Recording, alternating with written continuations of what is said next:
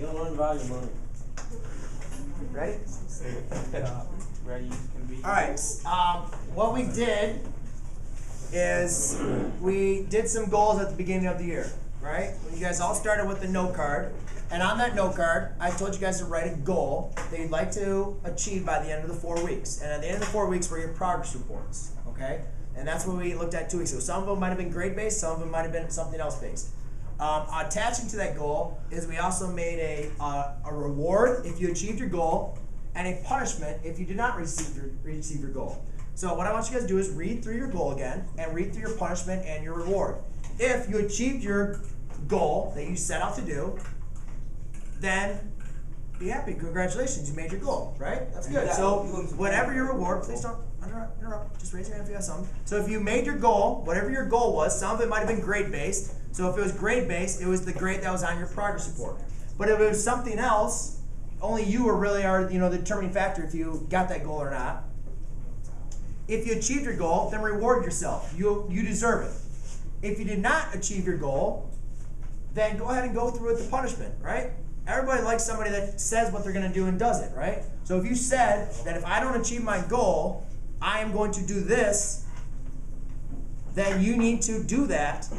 So then you stay true to your word, right? Because if not, then your word doesn't mean anything. So if you told yourself you're going to punish yourself by doing something, if you didn't make your goal, then you guys need to follow through on that punishment. Otherwise, it means nothing, all right? So make sure you guys look through that. Either follow your punishment or reward, depending if you hit your goal or not.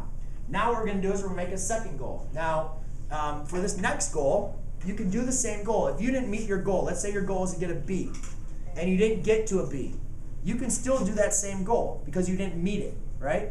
But if you already met your goal, then I need you guys to choose another goal. Make something a little bit more difficult. Strive for a little bit harder, something that's going to work for it.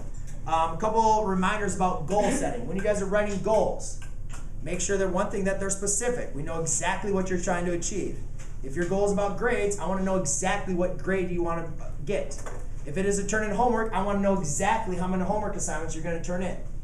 All right? If it's about organization, I want to know exactly how you're going to be more organized. So you have to be specific. And it also has to be something that we can measure, right? You just can't say I want to get better grades. What better grades are there? What are you going to be able to measure to see if you've got greater grades? You can't say I want to be more organized. How can we measure if you're more organized or not? So be very specific, and also be very, and it also has to be measurable.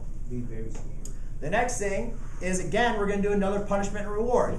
Now, for your goal, if your punishment isn't anything that really affects you, then choose another punishment that you guys can achieve yourself. Do something that is really going to kind of give you a little bit extra effort. Like, wow, all right, I told myself I'm going to not watch TV for a week if I don't get my goal.